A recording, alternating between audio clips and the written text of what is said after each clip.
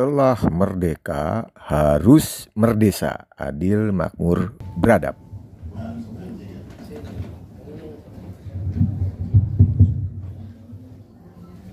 Baik, terima kasih. Assalamualaikum warahmatullahi wabarakatuh. Salam sejahtera buat kita semua. Ketua Umum Partai Demokrat SBY, Mas Ege, Mas Slamet, dan Pak Haji Senior, Pak Jenderal. Hormat, saya ini pikir Jenderal ngomong sini, saya antusias datang. Kalau Pak Jenderal juga, saya minta maaf. Nomor 1 sudah Jenderal, nomor 2 Senior kan. Masa senior di belakang tuh, jadi saya minta maaf, saya ada di sini Pak Jenderal. Apalagi Jenderal ini bicara kehidupan Jenderal di TNI. Baiklah ya, begini, hal-hal tadi yang ditanyakan terakhir itu ya, bagi saya kekecilan untuk isu ini. Isu yang sedang kita bicara kekecilan gitu ya. Maksudnya ini Bos Slamet ini udah habis-habisan bicara soal itu. Jadi saya tidak akan masuk ke situ gitu. Saya ingin bicara lebih besar dalam kerangka kita berbangsa dan bernegara. Saya ingin mulai mengatakan begini. Apa betul Undang-Undang Dasar 1945 kita, kerangka saya ya, konstitusi. Apa Undang-Undang Dasar 1945 kita mendefinisikan supremasi dan supremasi itu? Ada nggak? Siapa di sini yang berani bilang bahwa Undang-Undang Dasar 1945 itu mengatur secara eksplisit verbis supremasi ini dan supremasi itu? Katakanlah supremasi sipil dan atau supremasi militer. Ada nggak? Tidak ada. Jadi dari mana kita memperoleh term supremasi sipil dan supremasi militer atau militerisme dan atau civilization itu? Dari mana ceritanya? Undang-Undang Dasar bicara mengenai pertahanan dan keamanan. Undang-Undang Dasar bicara mengenai TNI dan Polri dan polisi. Pasal 30 gitu. Telah diubah pada tahun 2000. Undang-Undang 1945 yang telah diubah pada tahun 2000. Clear. Ada dua term. Ada pertahanan, ada keamanan. Dulu disatuin. Sekarang diubah. Pertahanan dan keamanan. Lalu ada tentara dan ada polisi. Kalau kita bandingkan, kita cek sebagai orang yang belajar konstitusi, Anda cek Undang-Undang Dasar Amerika Serikat yang bolak-balik kita tunjuk sebagai democratic preference untuk bicara mengenai demokrasi di dunia. Dia menjadi preferensi demokrasi untuk berbagai macam pembicaraan tentang demokrasi ini. Anda tidak menemukan penjelasan itu. Anda tidak menemukan penjelasan atau pengaturan dalam Undang-Undang Dasar Amerika Serikat tentang katakanlah pendefinisian mengenai pertahanan dan pendefinisian mengenai keamanan. No way. Gak ada tuh.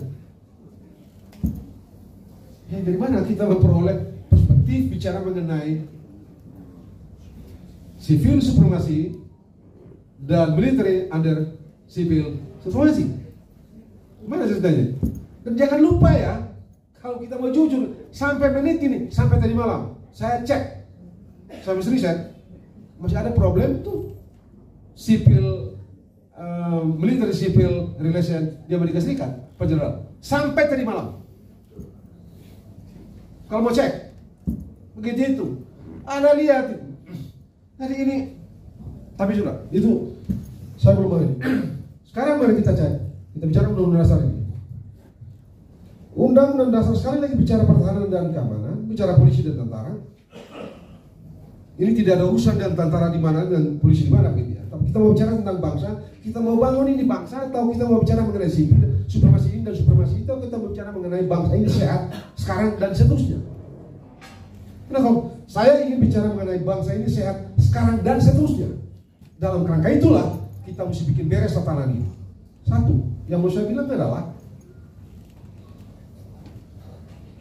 Undang-Undang Dasar bicara mengenai pertahanan dan keamanan. TAP-PPR nomor 7 tahun 2000 bicara mengenai yang judulnya adalah pemisahan TNI dan Polri.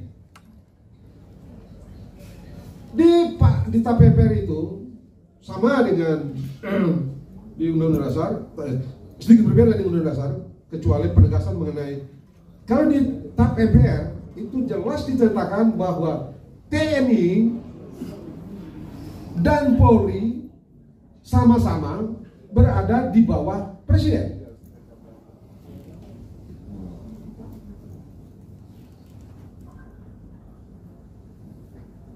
Kalau di Undang-Undang Dasar pasal 10 Undang-Undang Dasar 1945, Presiden itu dalam tanda petik bahasa kerennya, bahasa hari-harinya, bosnya Angkatan Darat, bosnya Angkatan Laut, bosnya Angkatan Darat.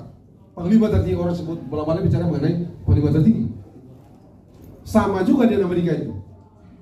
Presiden juga panglima tertinggi dari Angkatan Laut dan termasuk polisi.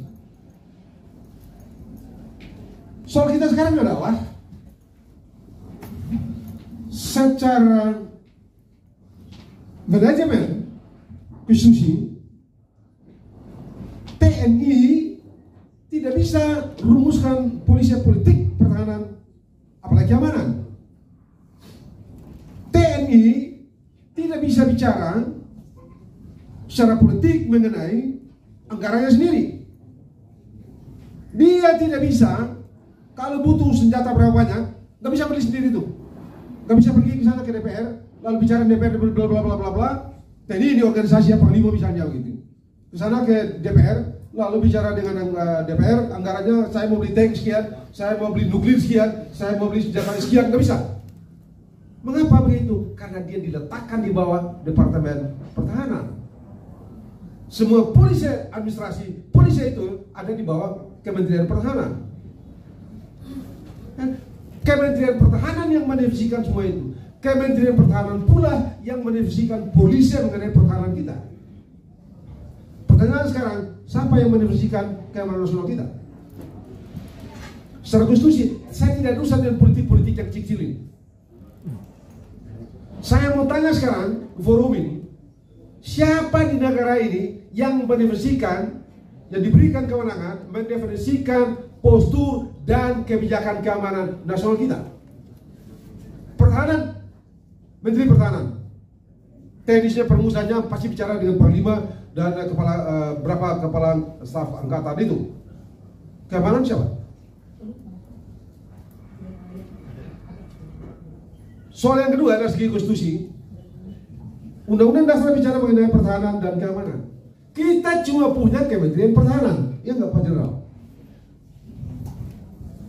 Apa keamanan tidak penting? Lalu siapa yang mengurus keamanan? Dari segi politik konstitusi ya, saya tidak bicara teknis-teknis. Tentara diurusi oleh Departemen Pertahanan untuk urusan dalam rumahnya, termasuk mendefinisikan soal postur keamanan, postur pertahanan.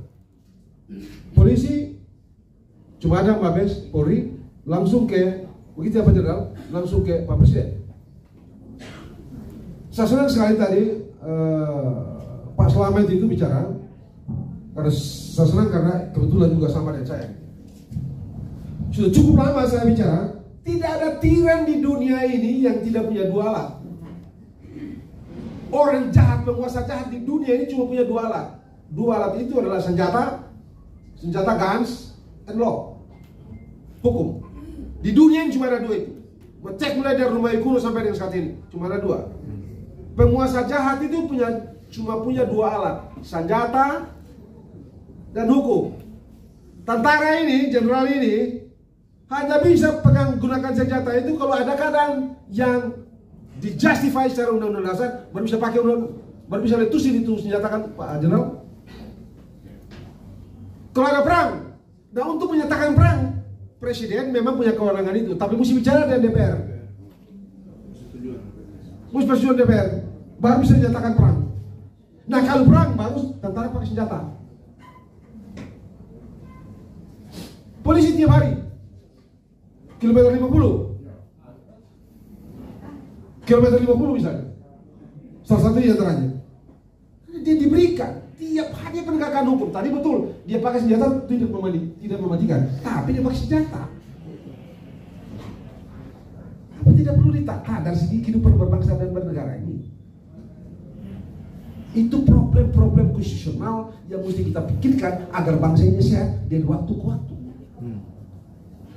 Dalam perspektif itu ya, saya masih mengatakan, saya tidak tahu Pak Jenderal punya pengalaman atau tidak. Tapi National Security Act, National Security Commission, National Security Service di Amerika Serikat itu ya juga didefinisikan atau militer Amerika Serikat, Chief Staff, Joint Chief Staff, Kepala Staf Gabungan Amerika Serikat dan Kepala Staf itu bicara juga mengenai keamanan nasional. Ya kalau kita di sini masuk dalam ranah kepolisian, tapi di Amerika Serikat, negara yang sangat demokratik itu, tentara juga termasuk yang membicarakan keamanan nasional. National security itu dibicarakan oleh tentara. Satu kategori itu. Jadi kita mesti bikin beres ini supaya bangsa ini beres. Yang kedua, apa yang perlu ditakuti dari perubahan undang-undang TNI ini? TNI mau balik kembali kayak dulu, nanti. Why? Tadi yang beliau ini bicara panjang lebar. Tatanan konstitusi memungkinkan semua yang dulu itu terjadi. Undang-Undang Dasar 1945 dulu memungkinkan. Kalau kita bicara mengenai atau begini, dui fungsi itu tatanan, militarism tatanan, bukan by case. Salah kita. Undang-Undang Dasar 1945 sebelum diubah memungkinkan terjadi yang tadi Pak Slamet ngomong itu. Tentara ikut merumuskan politik negara, masuk di dalam MPR. Day by day tentara ada di dalam, tentara dan polisi ada di dalam DPR. Bikin undang-undang, bikin segala macam di dalam itu. Apakah itu akan terjadi di sekarang ini? Tidak. Why? Undang-undang dasar tidak memberikan tempat untuk itu. Jadi apa yang takuti? Apa yang takuti? Tidak mungkin militeristik itu atau militerisme itu terjadi, atau supremasi militer seperti dulu itu terjadi. Why? Karena mereka tidak membuat kebijakan. Tidak lagi mereka melakukan kebijakan politik. Mereka tidak lagi merancang kebijakan politik. Mereka tidak lagi merancang tatanan. Tidak ada lagi. Dulu kan kita punya GBHN. Oke, GBHN itu dibikin oleh MPR. Tetapi kan kita tahu itu dibikin oleh Wantanas kan, itu di masa lalu gitu ya, Pak Jenderal. Ya kita tahu di dalam itu ada tentara, ada orang-orang sipil, ada ekonom, ada politik, ada orang hukum segala macam dalam. Lalu itu jadi bawa ke MPR, disahkan jadi GBHN, base panduan pembangunan kita. Sekarang barang itu tinggal cerita. Kenapa? Udah diganti pakai RPJPM, undang-undang rencana pembangunan jangka panjang. Pakai undang-undang itu tidak dibikin oleh tentara, tidak dibikin oleh polisi, dibikin oleh politisi di DPR sana.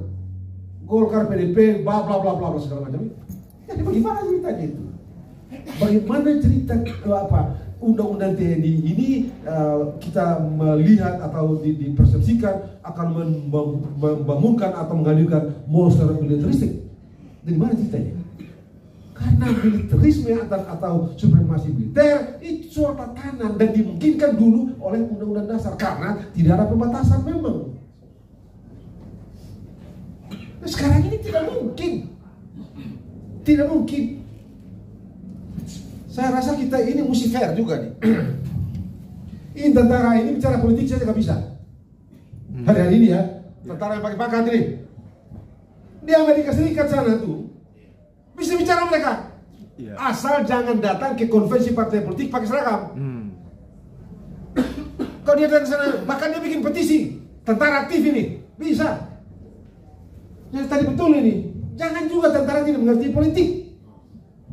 Tentara mesti mengerti politik.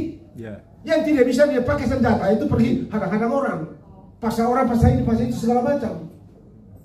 Anda lihat baru-baru ini pidato Joe Biden terakhir itu ya, Dipikir itu kepala staf angkatan laut. Apa dia? Trump. Trump adalah presiden yang paling sering dan paling banyak memberikan otorisasi kepada tentara dalam merumuskan kebijakan-kebijakan politik luar negeri. Itu Trump. Saya senang dari beliau. Dia kita ini mirip-mirip Amerika juga hari ini. Sipil Amerika Serikat, partai-partai di Amerika Serikat itu juga tuh tarik-tarik tentara dalam politik. Anda tahu waktu Trump, Republik itu tidak terlalu suka pada militer. Senang juga para militer untuk masuk dalam politik, tapi tidak mau mendominasi, tidak mau menjadikan preferensi mereka sebagai hasil akhir, sebagai preferensi utama Trump dalam mengambil kebijakan-kebijakan politik. Itu Republik. Berbeda dengan Demokrat. Demokrat itu kalau bisa militer cepat masuk karena dia tidak suka Trump. Militer harus masuk ke dalam politik, memberikan advice yang menyudutkan Presiden Trump. Itu Demokrat. Jadi kita mesti fair. Sebab kalau tidak, ini bangsa ini begini-begini doang nih.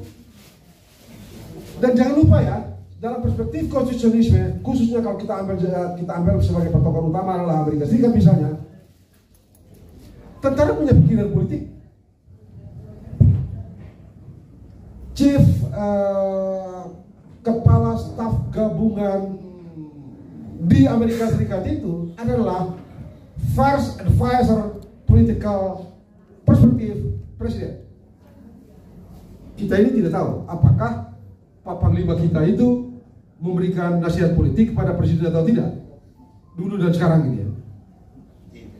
Saya ingin menyudahinya dengan mengatakan begini: tidak ada alasan yang cukup secara konstitusional untuk mengkhawatirkan munculnya militerisme dan atau paling tidak supremasi militer di Republik. Why? Karena konstitusi tidak memungkinkan Anda sampai di titik itu. Dulu iya, sekarang tidak. Mengapa? Karena ini. Kedua, bangsa ini mesti serius betul berpikir tentang pasal 30 itu, pertahanan dan keamanan. Dari segi organisasi, tentara kita ini di bawah Departemen Kementerian Pertahanan untuk urusan kebijakan administrasi bla bla bla bla bla. Keamanan selalu langsung ada dipegang oleh Mabes Polri. Mari kita pecahkan itu dari segi konstitusi. Apakah itu tepat secara konstitusi, ataukah dia mesti mengikuti cara seperti yang dipilih oleh MPR dengan menempatkan tentara di bawah MPR? Rasa-rasanya satu hari nanti kita mesti serius berpikir tentang kemungkinan kita punya Kementerian Keamanan Nasional. Satu hari nanti kita mesti berpikir tentang kemungkinan kita memiliki satu Kementerian Keamanan Nasional. Sebab kan kalau kita baik konstitusi, Departemen Pertahanan itu menjadi justified karena menunjuk pasal 30. Lalu kenapa bunyinya sama? Tidak kita pikirkan untuk satu kementerian yang kira-kira mengurusi keamanan nasional. Sebab kalau tidak begitu, maka rasanya kita mesti kembali seperti konsep masa lalu. Pertahanan automatically di dalamnya ada keamanan. Dan karena itu keamanan tidak bisa dimonopoli pendefinisiannya oleh katakanlah kepolisian. Mesti bicara bareng-bareng dengan tentara. Kalau kita mau begitu. Nah, bagi saya ini masalah. Kalau yang tadi yang kecil soal Teddy itu sudah beliau kan sudah bicara, saya tidak mau bicara. Saya mau bicara ini. Satu hari nanti kita mesti berpikir serius betul demi bangsa ini. Apakah betul kita tidak memerlukan dan atau betul soal keamanan nasional security itu tidak urgent untuk dipikirkan? Bagi saya tidak. Karena itulah yang membuat Amerika ada sampai sekarang.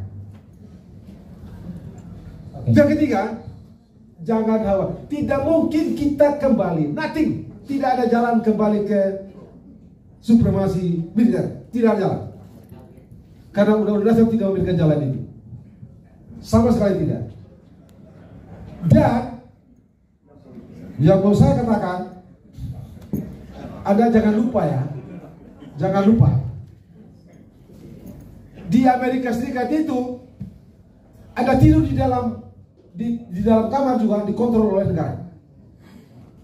Negara yang kita bilang demokrasi nomor 1 itu, ya, demokrasi nomor 1 itu, Anda di dalam kamar sudah dikontrol oleh negara.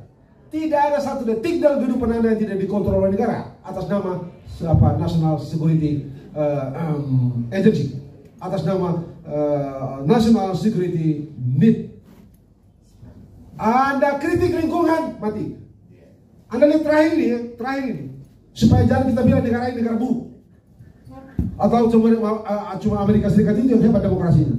Tahu nggak, Mahmud Khalil yang berdemonstrasi di Universitas Columbia, calon doktor itu tidak bertasai, ditangkap.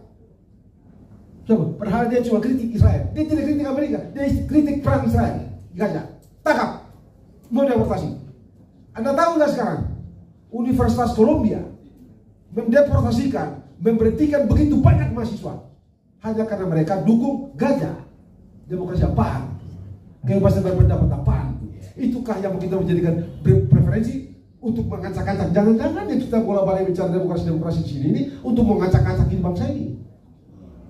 Jangan-jangan begitu ya, tapi saya bukan orang intelijen, nanti beliau ini yang bicara gitu. Karena jangan salah lo ya, jangan salah ya.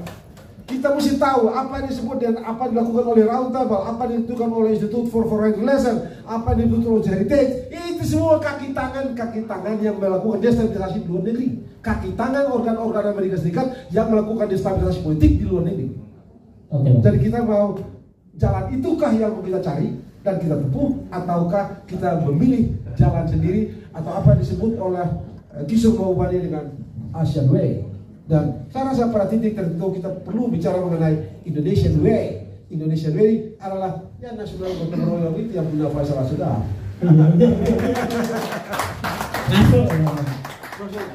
Masuk. Nasional gotong royong ternyata Indonesian Way. Saya kira cukup. Terima kasih. Kita berikan aplaus untuk poin utamanya. Saya kira beliau mengirim pesan secara jelas bahwa hanya orang bodoh yang percaya bahwa bifungsi akan kembali hari ini. Saya mulai mencoba menganalisa dari judul, Pak. Ini judulnya bagus, Pak Alim. Hentikan dikotomi sipil militer. Mengapa? Karena dikotomi itu adalah menurut bahasa Indonesia adanya dua kelompok dibentuk untuk saling bertentangan. Nah, kalau itu yang terjadi berarti kita ini tidak suka dengan persatuan dan kesatuan. Itu kuncinya. Nah, yang kedua, ya, saya secara keseluruhan begini. Kalau kita bicara keamanan, versi saya, keamanan nasional itu dibagi 3 yang sampai sehari ini tidak pernah muncul undang-undangnya. Yang saya inginkan itu keamanan nasional itu ada 3. Pertama, keamanan negara.